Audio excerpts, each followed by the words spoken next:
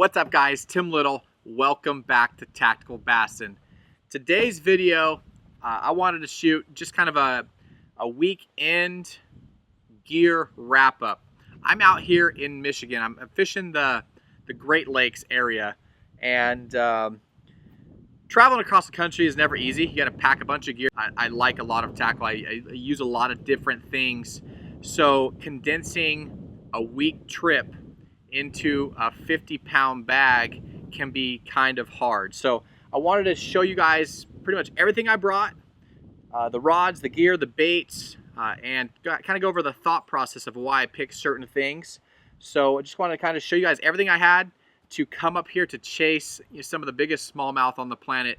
Had a great trip, stuck some giants, and we had some bad weather, rain, the wind.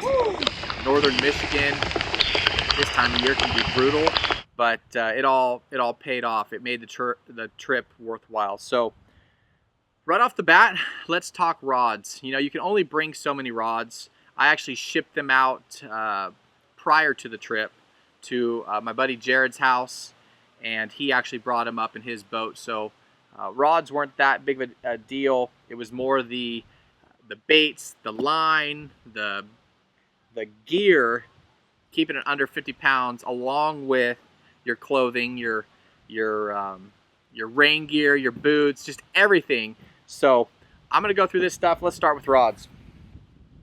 So right off the bat, a drop shot. Now I'm not gonna go into all the specific models of rods and reels. I'll leave all that down below in the video description, just like we always do. We'll link everything down there. But a drop shot, when you think smallmouth and you think Northern Michigan, you think clear water, clear cold water.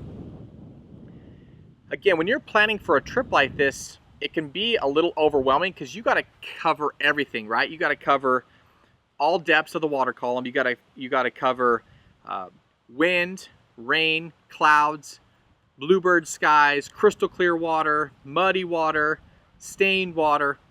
So it can be a little overwhelming. But getting back to a drop shot, these clear bodies of water up here, sometimes you can see the bottom in 30+ feet. I mean, some of them are very clear, so you always got to have a drop shot. I like to tie like a 2-foot leader, a little bit higher, get that bait suspended. A drop shot is just a killer way to catch fish that are close to bottom.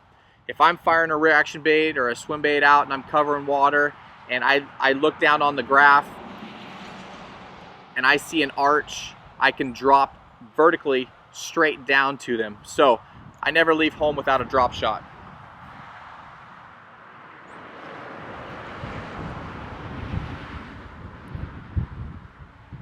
The wind's picking up, so I apologize for that. But next rod, I actually broke this one off. This was my Nico rig rod. For those of you guys that don't know what a Nico rig is, it's kind of a wacky rigged Senko or a cut tail worm, but it's a bigger profile than a drop shot. It's on the bottom. Again, it's just another bait that you can target those fish that are down in the water column on bottom. Yeah, this is a great a tube, drop shot, Nico rig, Senko, Kitech, 2.8 Kitech. That was what I was throwing on this rod. One other rod that a few rods. My buddy Jared is still out fishing, and he borrowed some of the rods, some of my rods, so I don't have them with me. But I actually brought a hair jig rod. It's a 7'6" light tip. I was throwing a little hair jig on it and a little 2.8 Kitech, a little small swim bait, and a spy bait. So it was kind of a dual all-purpose rod. And that was my spinning setup. I brought three spinning rods for finesse fishing, rods that I could fish. Like I said, tubes, little small swim baits, drop shots, Senko, Nico rig, all those types of baits were covered in those 3 rods. Now let's talk reaction. Because in my mind, when I'm thinking big smallmouth, you know, I want to catch them my way. I want to catch them swim baits, glide baits, top water, cranking, stuff like that. So I actually brought five bait casting rods. So first rod I brought is a cranking rod. You guys have seen our videos in the past. Smallmouth love crankbaits. I did not want to get in the conditions where I felt like a crankbait would shine and not have the proper rod. So I actually brought a cranking rod. Typically with a crankbait rod, you have a slower action, softer tip. You know, they can also be used for top waters, but had a crank tied on. A lot of times when those fish are down on bottom and they're not eating a swim bait, if you can get something diving down there and deflecting off and bouncing off, going a different direction, you can trigger those fish to eat, to bite, even though they don't want to eat. So a good swim bait, crankbait, 1-2 punch is the way to go.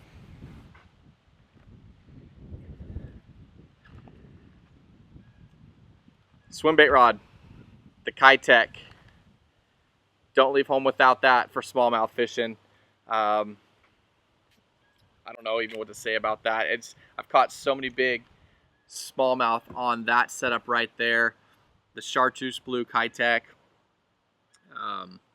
It's just a bait that's very universal. You can cast it out and just reel it subsurface. You can cast it out, count it down, reel it mid-bottom, or you can slow roll it on the bottom. And swim baits, it just catches big ones. The big one of the week for me was, I'm gonna say right around 6 pounds. I thought it was just under 6. I didn't have a scale. I was actually on my buddy Coop's boat. He wasn't feeling well, so I went out by myself and took his boat out. So thanks, Coop, for letting me do that. But no scale, no way to weigh it besides feeling it and just you know, memories of other fish. I thought it was a high 5, but today I caught one that I thought was 3 pounds and it was almost 4 pounds. So I'm gonna go ahead and say that it was close to 6 pounds, and that came on this guy right here. That's Matt's head. That's the Matt Allen swim bait head, and this is actually a 4.3 Kitech in the sungill color. I love the chartreuse blue. The smallmouth are just mean, and this thing shows. It just shows up very well in the water, especially the clear water. It's almost like a glow.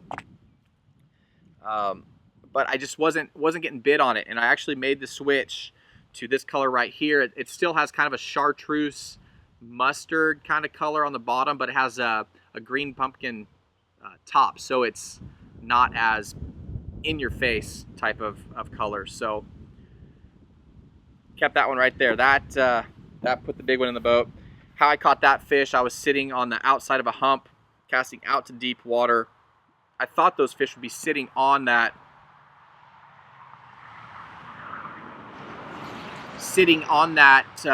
first break from the flats, you know, that transitional area, and I cast it out, hit bottom, slow reeling, and she thumped it. Top water. Years past, Matt and I, we've messed them up on top water, especially in cold, cloudy, rainy conditions. Smallmouth love top water, and I love throwing top water, so I actually brought 2 top water rods. I brought a popper rod, and that is the other rod I brought is also with Jared. It's another top water rod. I mixed it a 1-2 punch, a popper and a walking bait, actually the Vixen in a bone color, and that was by far the best bait for me on top. I caught a lot of 4+ pound smallies on that. The popper, you know, you can work it slower if they don't want to commit to that fast moving, reacting walking bait. But the Vixen, man, I switched up between the Vixen and the Rover. They have 2 different sounds depending on how I feel the fish are acting or water clarity. I kind of bounce between the 2. But the Vixen, they were eating it. I'd work it really fast, pause, and they'd blow up on it. Smallmouth are just mean. They love top water. The last one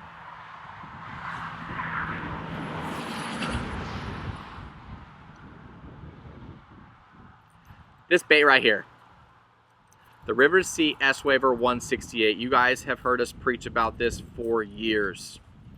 And we tell you, a bass is a bass is a bass. I had some of the best smallmouth fishing on this bait right here. Crystal clear water. Water temps were high 50s, low 60s, and they were wolfing it. Wolf packing, dancing all over it, twitch, twitch. I mean, it was a lot of fun. I haven't done much glide bait fishing out here in Michigan, the Great Lakes area. I thought it would work last time. I didn't bring it. I brought it this time. I'm glad I did. I had a lot of fun getting those fish to react to those twitches. The smallmouth will eat this in crystal clear water. We tell you all the time this thing is ugly, because it is. It looks like a banana, but it's the light trout color, and there's something about it that fish, no matter where you are in the country, will eat this bait. So that's the combos. That's what I brought for rods. You can see the gear. Kitex, 2.8s to 4.3s were the main sizes I brought. The three main colors I used, again, chartreuse blue, electric shad, sungill, and smallmouth magic. Depending on water clarity, it's how I kind of chose between which colors. You know, sometimes you put a bait on, it looks good in your hands, it looks good when you look at it. You throw it in the water and it glows, or it looks bad, so you switch it out. But that's why I brought, those are the four colors. Try to keep it simple as best as possible.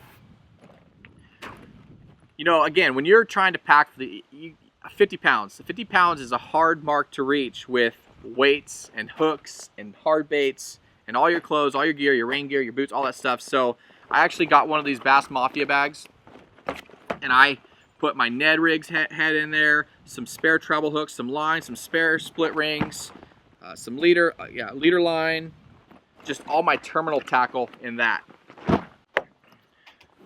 This plano right here, this is where I kept all of my soft plastics, my Ned Rigs, both the TRD and the Robo Worm, some Senkos, some cut tail worms.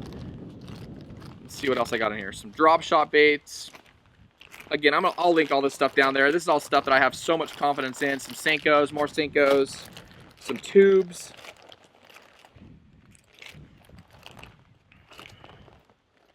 And some trash fish. A little bit larger swim bait. So that was it. Between all that, all the stuff right here, this covered me for the week for soft plastics. I did have, I don't know where I put them, but I had some Strike King Dream Shots and half shells. Those are turning into be some of my favorite drop shot baits, along with the Robo Worms. So I kept all my soft plastics in here. It fit really nicely in the suitcase. But again, when you're trying to plan for these trips, you don't know the conditions you're going to be fishing. You don't know where you're going. There's so many lakes around here. And every lake is different, so you want to have all of your bases covered. We're actually staying at a VRBO. Apparently this small town road turned into an interstate while I'm shooting this video, so sorry about that. But line box, this has all my small fluorocarbon, 4, 5, 6, 8, 10, and then I have a spare 2 spools of mono. I brought 12 and 15 for topwater and for swim baits. Now let's talk about these boxes. So these are my universal boxes. These are the boxes that when I was going through my garage, in my mind, these are the baits that I wanted to have. I wanted to be able to cover all my bases and different depths and different stages that these fish might in. So I want to open up this box, kind of go through, same with this box, go through why I picked it. I will kind of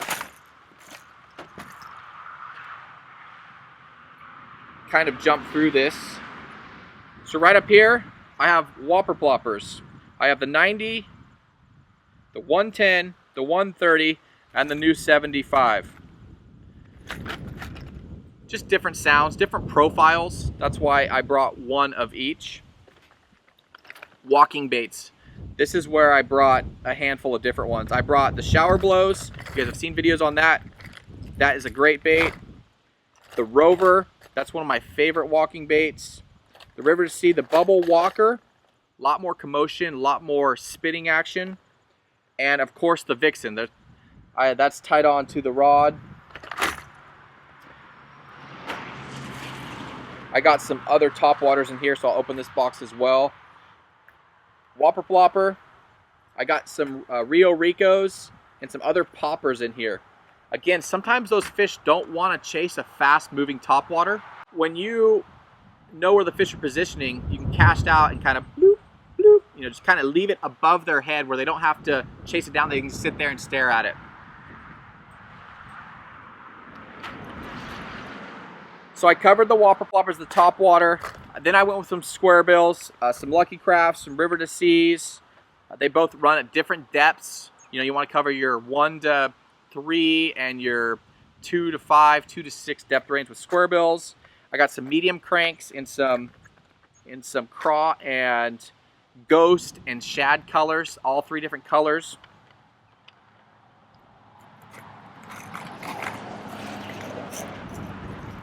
And then a whole bunch of lipless cranks. You guys know that I love lipless cranks. I got some LVs, I got some Jackals, I got Demikis, and that is that box. So lipless cranks, top water, and Michigan wind.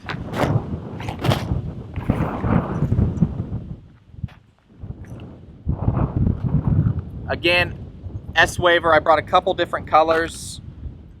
Water clarity, but light trout, hands down, is the best color for me. I brought some spy baits. I brought 2 different sizes, the 80 and what is it, the 90, the duo spy baits. That's a real subtle kind of hard swim bait. You throw it on light line, typically spinning gear.